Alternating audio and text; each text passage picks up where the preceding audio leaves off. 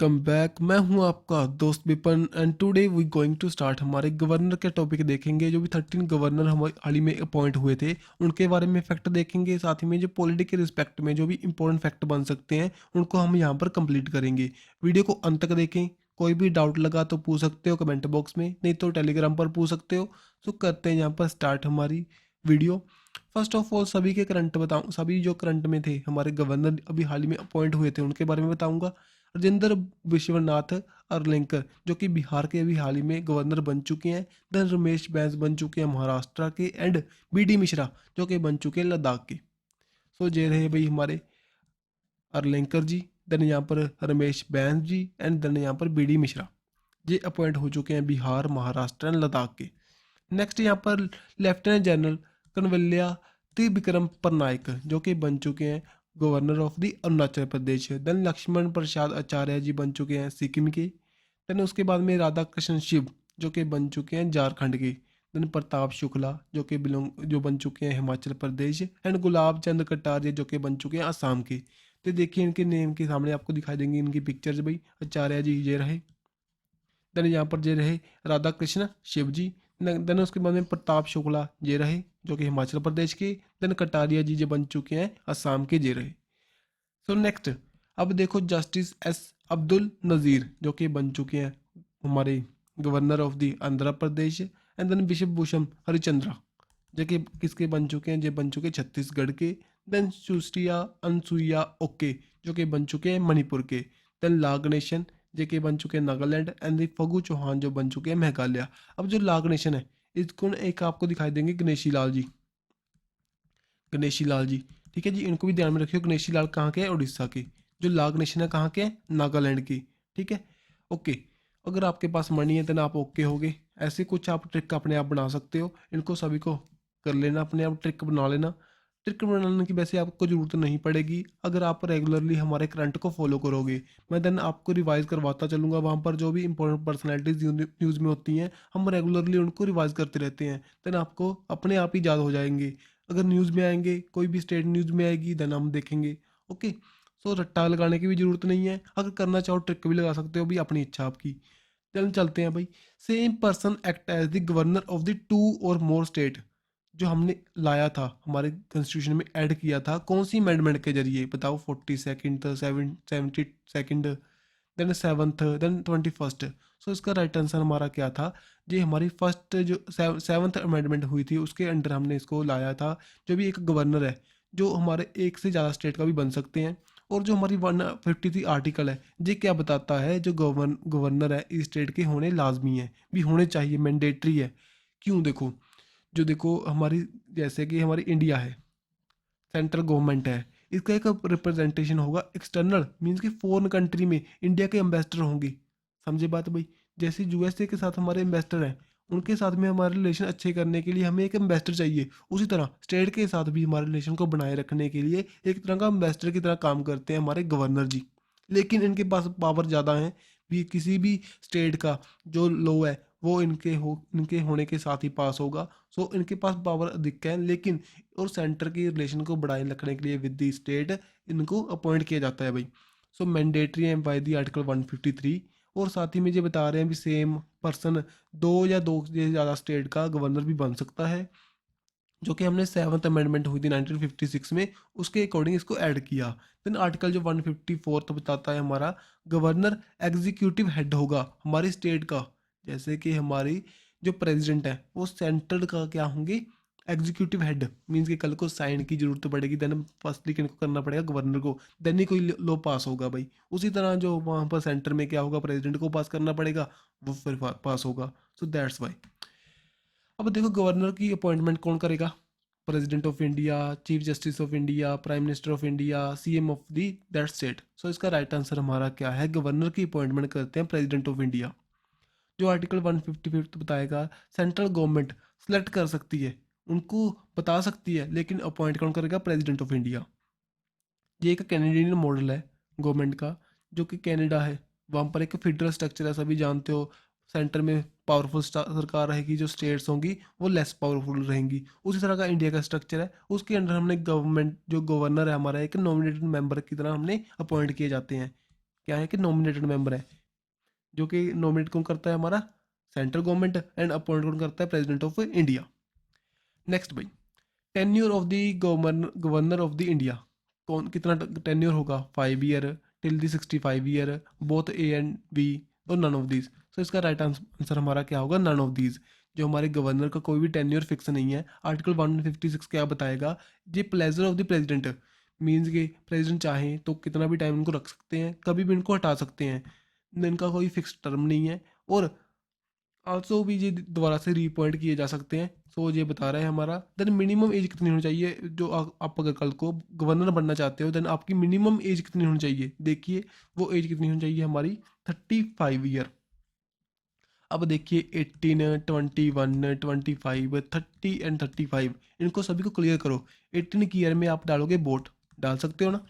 Then 21st year की as में आप क्या कर सकते हो, आप पंचायती इलेक्शन में खड़े हो सकते हो। देन 25 ईयर की एज में आप लोकसभा, हमारी लेजिस्लेटिव असेंबली में खड़े हो सकते हो।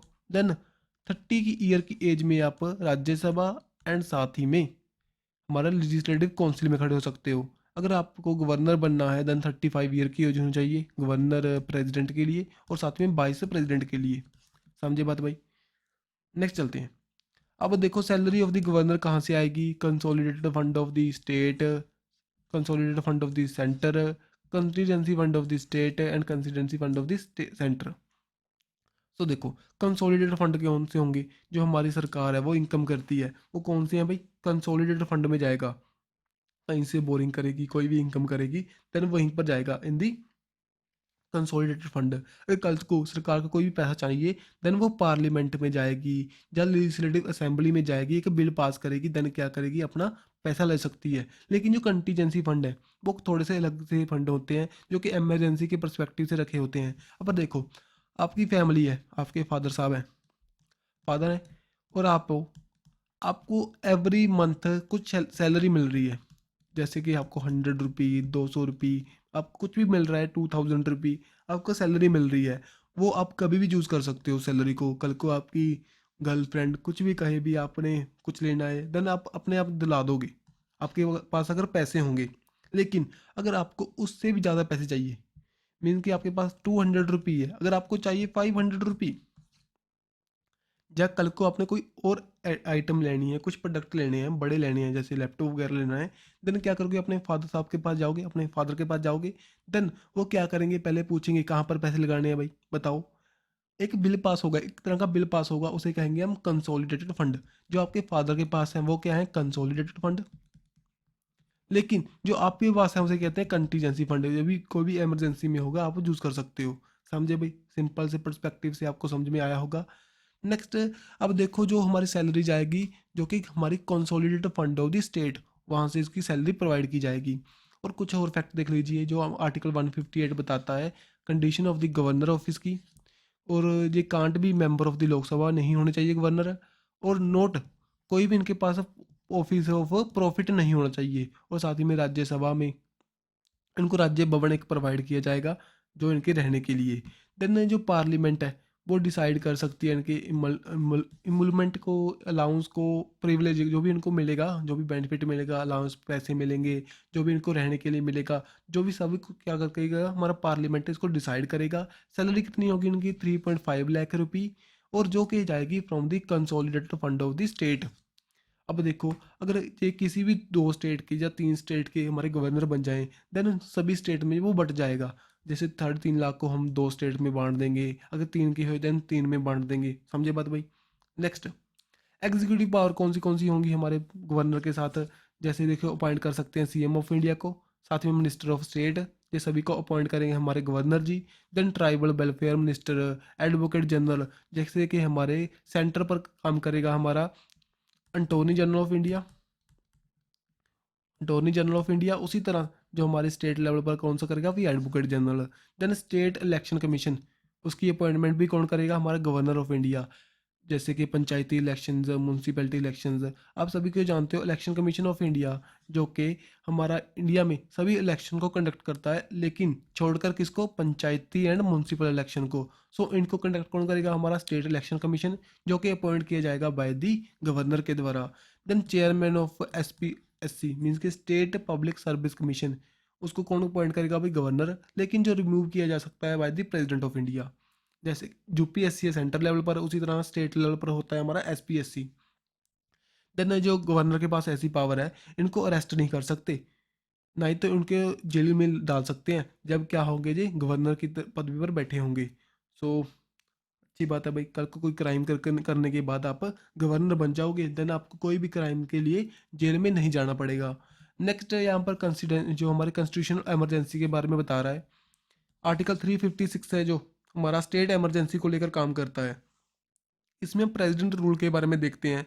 जो स्टेट है उसकी जो प्रॉपर फंक्शनिंग है, जो हमारे सेंटर के अंडर आ जाती है भाई, ठीक है, प्रेसिडेंट के अंडर आ जाती है। लेकिन क्यों आती है? जब हमारा गवर्नर सुजेस्ट करेगा, जब मशीनरी है जो हमारी स्टेट की, जो कॉन्स्टिट्यूशन मशीनरी है वो पूरी तरह वर्क करना बंद कर दे, देन क्या करेगा? गवर्नर सुजेस्ट करेगा प्रेसिडेंट को, वो क्या कर सकते हैं? प्रेसिडेंट रूल लगा सकता है, मीन्स के स्टेट इमरजेंसी को डिक्लेयर कर सकता है under the article 356। So next भाई, कुछ लेजिस्लेटिव पावर भी हैं, जैसे कि हमारी लेजिस्लेटिव असेंबली होगी स्टेट लेवल पर, वहाँ पर कौन सी पावर है? प्रोरोग कर सकता है, जो कि कुछ टाइम के लिए टेम्परेरी हमारी स्टेट लेजिस्लेटिव असेंबली को बंद कर सकता है, इसको डिसॉल्व भी कर सकता है। साथ ही में एड्रेस करेगा फर्स्ट सेशन को एवरी ईयर। देन अपॉइंट करेगा 1/6 ऑफ दी जो लेजिस्लेटिव काउंसिल में हमारे मेंबर्स हैं, जैसे कि लेजिस्लेटिव असेंबली है, लेजिस्लेटिव काउंसिल है। जो भी हमारे लेजिस्लेटिव काउंसिल में मेंबर होंगे, एक उसमें से 1/6 मेंबर क्या करेगा? अपॉइंट करेगा हमारा गवर्नर ऑफ इंडिया। जो बताओ लेजिस्लेटिव काउंसिल में हमारी कौन कौन सी स्टेट्स के पास लेजिस्लेटिव काउंसिल भी है, मीन्स कि बाई कैमरल उनके पास क्या है? हाउस है। कौन कौन सी? यूपी, बिहार, हमारा साथ ही में नीचे की ओर महाराष्ट्र, कर्नाटका, देन तेलंगाना एंड आंध्र प्रदेश। समझे बात भाई? नेक्स्ट, अब देखो, डिसक्वालीफाई कर सकता है किसी भी मेंबर को after consult with the election commission के साथ भी, कोई भी डिक्लेयर कोई गलत स्टेप के जरिए वो मेंबर बना हो, देन उनको डिसक्वालीफाई कर सकते हैं हमारे governor ji. Then respect to bill, अगर उनको कोई बिल मिल जाए उसको अलाउ कर सकते हैं, मीन्स कि उसको एसेंट कर सकते हैं, मीन्स कि प्रॉपरली इम्प्लीमेंट कर सकते हैं, उनको अपने पास रख सकते हैं, रिटर्न कर सकते हैं उस बिल को, या क्या कर सकते हैं? प्रेसिडेंट ऑफ इंडिया को रेफर कर सकते हैं आगे। ठीक है जी। Next, through which article governor to promulgate ordinance. So कौन सी आर्टिकल के अंडर हमारे गवर्नर क्या करेंगे? इस ऑर्डिनेंस को ला सकते हैं भाई। सो कौन सा आर्टिकल है वो? सो देखिए, ये सभी आर्टिकल हमारे लिए इंपॉर्टेंट है भाई। आर्टिकल 72 है, ये बताता है pardon power of the president, जो हमारे सेंटर पर है, पार्डन पावर उनकी, किसी को क्षमा करने की पावर को। देन जो आर्टिकल 161 बताएगा हमारी ग्रांट पावर किसकी? गवर्नर की। गवर्नर किसको हमारे पार्डन दे सकते हैं, उनके बारे में 161 आर्टिकल बताएगा। देन जो आर्टिकल 213 भाई, 213 ये बताता है गवर्नर क्या है? ऑर्डिनेंस ला सकते हैं। ऑर्डिनेंस क्या होगा? फर्स्ट ऑफ ऑल ऑर्डिनेंस पता होना चाहिए आपको। अगर हमारी लेजिस्लेटिव असेंबली वर्किंग में नहीं है, देन किसी भी लॉ की सेंटर को जरूरत है, हमारी स्टेट को जरूरत है, देन वो क्या करेगा? गवर्नर के पास जाएगा और एक ऑर्डिनेंस की तरह एक हमारे बिल को पास करवाएगा। देन जब हमारी दोबारा से लेजिस्लेटिव असेंबली बैठेगी, देन उसको वहाँ से पास करवाएंगे। सो ऑर्डिनेंस ये पावर है भी, डायरेक्टली किसी भी सुजेशन के, किसी भी वोटिंग के जरिए, विदाउट भी हम किसी भी बिल को पास कर सकते हैं, जो प्रेसिडेंट पास कर सकते हैं। ठीक है जी। नेक्स्ट, यहाँ पर एक 123 जो आर्टिकल है, ये बताता है प्रेसिडेंट के जो ऑर्डिनेंस की पावर को भी, हमारे जो प्रेसिडेंट ऑफ इंडिया है वो ऑर्डिनेंस दे सकते हैं अंडर द आर्टिकल 123। देन भाई, यहाँ पर पूची कमीशन है जो भी रिलेट करता है विद दी गवर्नर, जो गवर्नर के लेकर ये बता रहा है भी हमारे पास ऐसी पावर होनी चाहिए, जैसे कि हमारे प्रेसिडेंट को हम इम्पीच कर सकते हैं, उस तरह गवर्नर को भी इम्पीच कर पाए स्टेट गवर्नमेंट, स्टेट लेजिस्लेटिव। और साथ ही में जो स्टेट के चीफ मिनिस्टर हैं उनका भी सुजेशन होना चाहिए गवर्नर की अपॉइंटमेंट को लेकर। जो 2010 में बैठा था पूची कमीशन, आपसे पूछ सकते हैं पूची कमीशन कौन से हमारे किसकी अपॉइंटमेंट के लेकर जो न्यूज़ में था, मीन्स के रिलेट करता है। सो पूछ सकते हैं गवर्नर की हमारी अपॉइंटमेंट इम्पीचमेंट को लेकर, अपॉइंटमेंट को लेकर ये काम करता है भी, उसके अंडर ये हमें सुजेशन देता है। नेक्स्ट, यहाँ पर गवर्नर जो कुछ और स्टेट के हैं, उसके पहले आपके लिए क्वेश्चन है भाई एक, जहाँ पर मैंने डालना भूल गया, जो हमारे गवर्नर को ओथ कौन दिलाएगा? ओथ। सो बताइए। ठीक है जी। सो यहाँ पर गुजरात के हमारे CM को जो गवर्नर कौन है? देखिए, आचार्य देवव्रत। हरियाणा के कौन है हमारे बिंदुरिया दत्तारिया। देन गोवा के कौन है हमारे PS श्रीधरन पिल्ले। देन केरला के आरिफ मोहम्मद खान जी। देन मध्य प्रदेश के हमारे मंगू भाई पटेल। नेक्स्ट यहाँ पर गणेशी लाल जी उड़ीसा के हैं। और एल गणेशन जो कहाँ के बन चुके हैं भाई, बताओ बताओ, अभी देखा है, करो, आप बताना प्लीज़ कमेंट बॉक्स में। देन बनवारी लाल पुरोहित जी कहाँ के, अपन पंजाब के। देन कनराज मिश्रा राजस्थान के। देन तरावर चंद गहलोत जो कि कहाँ के, कर्नाटका के। देन गुरमीत सिंह जो कि उत्तराखंड के। सो देन त्रिपुरा के हमारे गवर्नर कौन है बताओ, ये हमारे क्या कौन है, नारायण आर्या। देन उत्तर प्रदेश के आनंदीबेन पटेल। देन वेस्ट बंगाल के CB आनंदा बोस। देन तमिलनाडु के RN रवि। देन तेलंगाना के तिमिला साई सुंदरराजन। सो सभी ये नेम है भाई, इनको रिवाइज कर सकते हो। अब देखो, who become the governor of Maharashtra, बताओ कौन बन चुके हैं भाई, ये हमारे गवर्नर कौन बन चुके हैं बताओ, अभी देखा था हमने। ये देखिए, ये बन चुके हैं हमारे महाराष्ट्र के रमेश बैस। सो सभी इनके सामने आपको दिखाई देगा, जैसे अर्लेकर इनके जो बन चुके हैं बिहार के बन चुके हैं, बैस बन चुके हैं महाराष्ट्र के, BD मिश्रा बन चुके हैं लद्दाख के। देन ला गणेशन बन चुके हैं नागालैंड के। ओके जी। सो आज के लिए ये देखो, ये सभी हमारा एक जो एक क्रक्स है, एक स्लाइड में सब कुछ प्रोवाइड किया हुआ है। सो आपके लिए एक क्वेश्चन मैंने पूछा था ओथ को लेकर। ओथ जो हमें दिलवाता है गवर्नर को, कौन दिलाएगा, chief justice of high court of that state. अगर वो नहीं है एट दैट टाइम, वो प्रेजेंट नहीं है, तो देन सीनियर मोस्ट जज होगा वो स्टेट का, स्टेट हाई कोर्ट का, वो दिलाएगा। समझे बात भाई, चले आगे। सो आज की वीडियो तो यहीं तक कंप्लीट है। इसमें तो जब भी हम सभी के सभी फैक्ट कंप्लीट कर चुके हैं। वीडियो में कुछ डाउट लगे तो पूछ सकते हो। और साथ ही में हमारी एक हाई कोर्ट के रिलेटेड मैं वीडियो डाल चुका हूँ, उसको देखना, कुछ डाउट लगे बताना, और अपने सुजेशन जरूर देना भी हम क्या इसमें कुछ कुछ और चेंज लाएं। कोई दिक्कत हो परेशानी हो उसके बारे में बताओ। सो मिलेंगे नेक्स्ट वीडियो के साथ। Don't forget to subscribe and like our video. Bye bye.